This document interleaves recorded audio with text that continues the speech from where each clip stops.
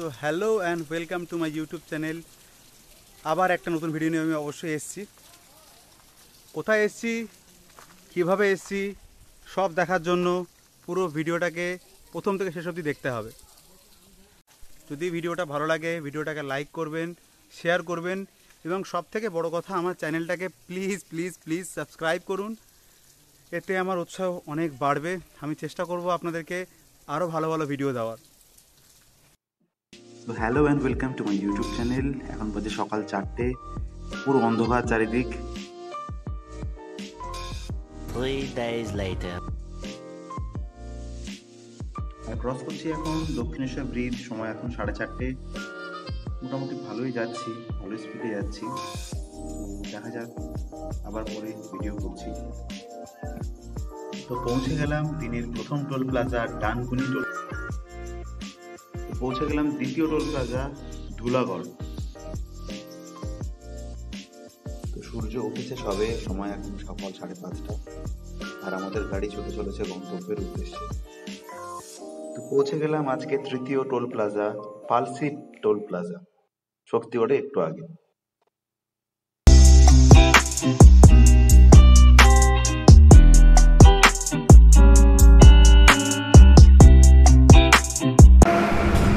তো চলে এসেছি ল্যাংচা কুঠি। ল্যাংচা কুঠিতে এখন চা, সকালবেলা ব্রেকফাস্ট চা হবে। তো দারুণ পরিবেশ আছে। তো এখন সবাই মিলে চা খাচ্ছি। এই যে কাকু, আমার বোন, মা, কাকিমা।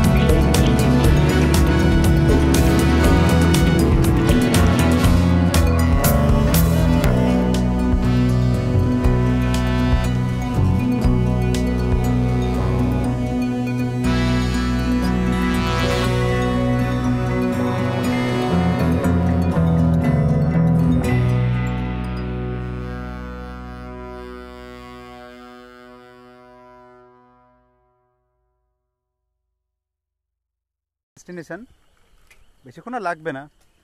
বাড়ির থেকে টিফিন আনা হয়েছিল, তো এখন টিফিন খাবো। টিফিন খেয়ে আবার রওনা দেবো। হেডফোনটা খুলে গেছে, আবার লাগালাম। কি অসাধারণ জায়গাটা দেখুন। তো মেজিয়া পেরিয়ে শালতোড়ের দিকে এগোতেই চোখে পড়লো বাঁহাতে শুশুনিয়া পাহাড়। আর ডান দিকে দেখা যাচ্ছে ওই যে দূরে পাহাড়টি, তারই নাম বিহারীনাথ, এবং যেটি আমাদের গন্তব্যস্থল।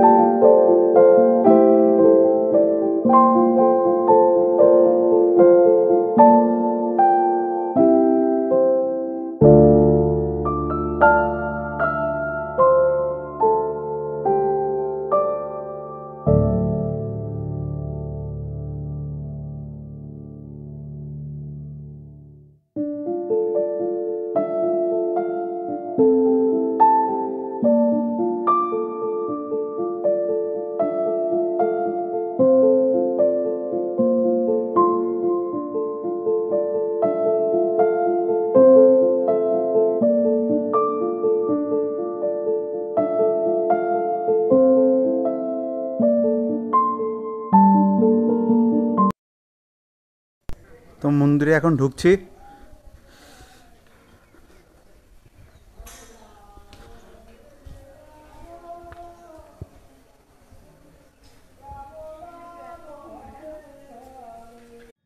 অনেকগুলো পাশাপাশি মন্দির এখানে রয়েছে, বিষ্ণু মন্দির, রাধাকৃষ্ণ মন্দির, এদিকে মা কালীর মন্দির এখানে দেখতে পাচ্ছি। মা কালীর মন্দিরের পাশে আরও একটি মন্দির, বজরংবলীর মন্দির। বজরংবলীর মন্দির এখানে রয়েছে, একজন গান গাইছেন এখানে। হরে কৃষ্ণ কৃষ্ণ কৃষ্ণ হরে হরে হরে রাম হরে। আর পিছনে দেখতে পাচ্ছি আমরা বিহারীনাথ পাহাড়টিকে। আর এই হচ্ছে আমাদের বিহারীনাথ, বাবা বিহারীনাথের মন্দির। অত্যন্ত জাগ্রত ইনি, অত্যন্ত জাগ্রত ইনি। এখানে শিব চতুর্দশীর সময়, নীল ষষ্ঠীর সময়, চৈত্র মাসে অনেক ভিড় থাকে এখানে। তখন এখানে লোকজনের অনেক সমাগম থাকে।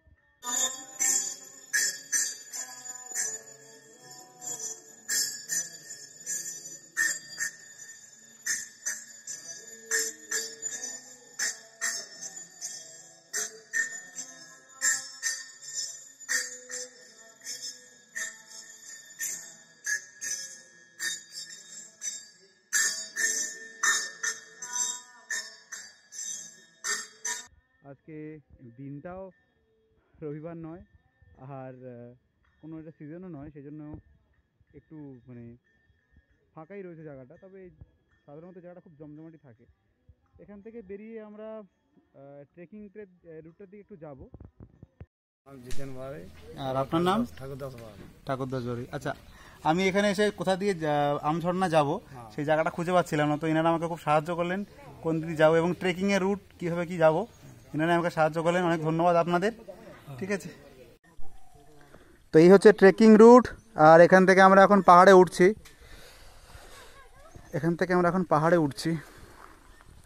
মোটামুটি ভালোই চড়াই, দেখে যা বুঝতে পারছি চড়াই মোটামুটি রয়েছে।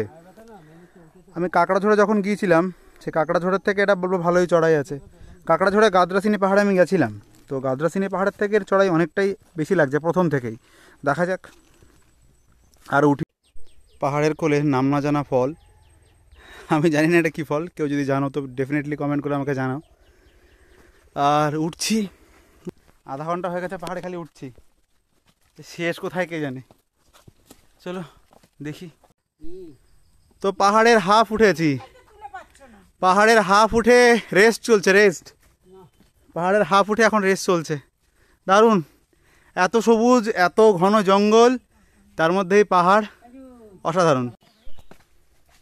প্রায় 40 মিনিট হলো আমরা উঠছি, রেস্ট নিচ্ছি, আবার উঠছি। তো জঙ্গলটা বড্ড ঘন, এখন বর্ষাকাল তো জঙ্গলটা বড্ড ঘন লাগছে।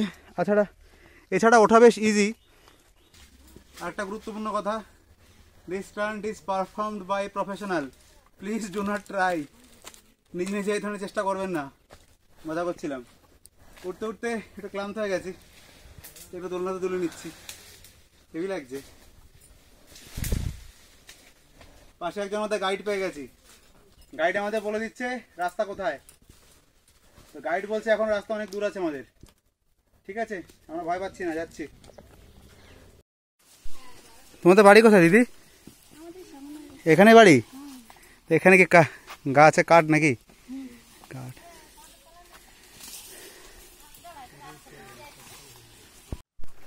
জঙ্গলটা এই জায়গায় কতটা ঠিক ঘন সেটা দেখানোর জন্য ভিডিওটা করছি এখন। সত্যি ভীষণ ঘন জঙ্গলটা এই মুহূর্তে, ভীষণ ঘন। বাপরে, আর কতটা চড়াই এখানে।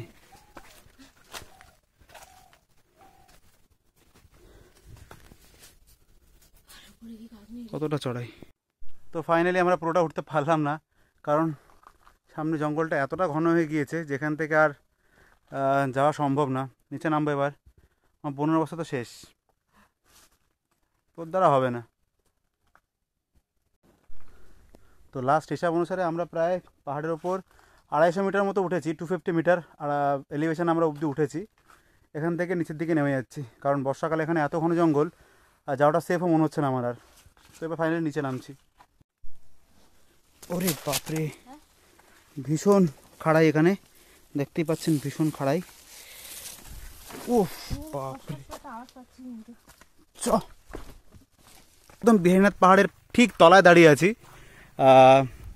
বিহারীনাথ পাহাড় থেকে আবার ফেরার পথেই 1 কিলোমিটার 2 কিলোমিটার যাওয়ার পরেই এই আমঝর্ণার পরে বোট দেওয়া আছে এখানে। তো দেখতেই পাচ্ছেন কতটা সুন্দর এই জায়গাটা, কতটা সুন্দর। আর আসার পথে এরকম নৈসর্গিক দৃশ্য অবশ্যই আপনাকে জানাতে বাধ্য করবে। কি অনবদ্য প্রকৃতির সৌন্দর্য এখানে। আর এই সৌন্দর্যটা উপভোগ করতে গেলে আপনাকে অবশ্যই এখানে আসতে হবে। এখন হেঁটে হেঁটে যাচ্ছি সেই পাহাড়ি বাবা আর আম ঝর্ণা দুজনকেই দেখতে একসাথে। আবার একটা ছোটোখাটো ট্রেকিং, অ্যাডভেঞ্চারাস, রীতিমতো ট্রেকিং করছি আমরা। আবার পুরো খাড়াই বেয়ে উঠছি, বেশ চড়াই আছে। তো চলে এসেছি বাবার আশ্রমে। বাবার আশ্রমে এসে হাজির হয়েছি। কলকাতা। আপনি এখানে কতদিন ধরে আছেন? আমি এখানে 7 বছর। 7 বছর একা একা এখানে এভাবে আছেন, কোনো সমস্যা হয় না? একা থাকা মানে কি, একান্তবাসের পিরিয়ডে একাই থাকতে হয়, এখানে আচ্ছা। ডবল থাকার কোনো প্রশ্নই ওঠে না। আচ্ছা, আপনি আসলে কোথাকার মানুষ? আসলে কি, বর্ধমানে অম্বিকা কালার নম্বর 35 ভিটা, কলকাতাতে আমার ছোট মতো একটা বাড়ি আছে। আচ্ছা আচ্ছা আচ্ছা আচ্ছা। তো এখানে একা থাকতে সমস্যা হয় না? মানে যোগাযোগ, জিনিসপত্র, এখন সরঞ্জাম? সাধুগিরি করতে গেলে এখন যেরকম থাকা উচিত সেরকমই তো হবে। আমার সমস্যা আর কি আছে? আমার তো সমস্যা বলে কিছু নাই। মানে আমার যা খাবার দাবার এখানে সব চলে আসে। আমার সব রান্না করার জন্য লাকড়ি টাকড়ি সবাই রেখে যায়। আচ্ছা। তারপরে জঙ্গল টঙ্গল কাটার জন্য লোককে ডাকলে জঙ্গল পরিষ্কার করে। তো এখানে এত রকম গাছ দেখলাম আমি, এত রকম গাছ, এগুলো সব আপনারই হাতে লাগানো? হ্যাঁ হ্যাঁ, ওই বনের গাছগুলো তো আমার নয়। ওই মেহগনি গাছ 2, 3, 4, 5টা আছে। হ্যাঁ। তারপরে 2টো নারকেলের গাছ আছে। আচ্ছা তারপরে একটা তেজপাতা গাছ আছে। তারপরে এরকম কিছু কাঁঠাল গাছগুলি আমি লাগিয়েছি। আচ্ছা এরকম করে গাছ আচ্ছা। অনেক লাগানো হয়েছে। এই যে ঝর্ণাটা দেখছি, আম ঝর্ণা, এই জলটা আসছে কোথা থেকে? আমার মনে হয় ভৌগোলিক কারণে তো মাটির তলায় তো জল আপ ডাউন করতে থাকে, আচ্ছা। স্তরে তো থাকে না। আচ্ছা। এই পাহাড়ের মধ্যে স্তরটা উপরে দিয়ে উঠে গেছে, হ্যাঁ। তাই সেই ফাঁকার ফোকর দিয়ে বেরিয়ে আসছে। এটা 12 মাসেই জলটা পড়তে থাকে। আচ্ছা আচ্ছা আচ্ছা। 12 মাস পড়ে? 12 মাস শীত, গ্রীষ্ম, বর্ষা? সব সময় পড়ে। বাহ। মানে কখনো এটা বন্ধ হয় না। ঠাকুরের ইচ্ছা, ঠাকুর আমাদের জন্য বাতাসা চিড়ে দিলেন। তারপরে আর কি কি প্রশ্ন থাকবে? আর ইউটিউবে তো সব দেখাই হয়ে গেছে বাসন বাজি নাকি? বসুন খাটিয়ায় বসুন, আরাম করুন। ভূমধ্যস্থ জল এখানে এইভাবে ধারারূপে পড়ছে। সারা বছর এভাবে এখানে জল পড়তে থাকে এবং এখানকার জল খুবই পবিত্র। আমি অবশ্যই জল খাবো এখান থেকে। আমার ধারণায় এই সুবিশাল আম গাছ এবং তার তলদেশ থেকে এই ঝর্ণা, সেই জন্যই হয়তো আম ঝর্ণা এর নাম। সাধু বাবাজি এখানে 7 বছর ধরে রয়েছেন, বিগত 7 বছর ধরে। তো ওনার সঙ্গে আলাপ হয়ে বেশ ভালোই লাগলো। অসাধারণ একটা পরিবেশ আমার মধ্যে রয়েছে এই মুহূর্তে।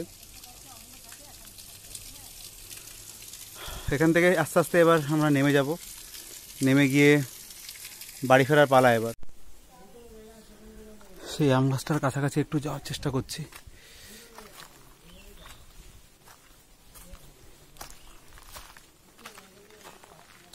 এই সেই বিশাল আম গাছ।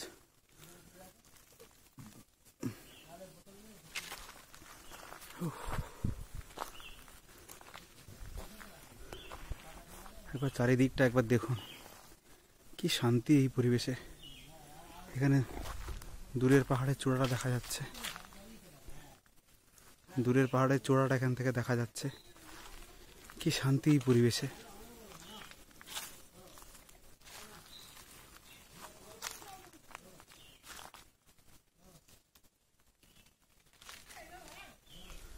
এবার বাড়ি ফেরার পালা। বাড়ি ফিরছি, পাহাড় থেকে নামছি। হঠাৎ শুরু হচ্ছে বৃষ্টি, বৃষ্টির মধ্যে নামছি, গুড়ি গুড়ি বৃষ্টি হচ্ছে। তখন তাড়াতাড়ি যাচ্ছি গাড়ির দিকে, আর সেখান থেকে গাড়ি করে সোজা এবার বাড়ির পথে।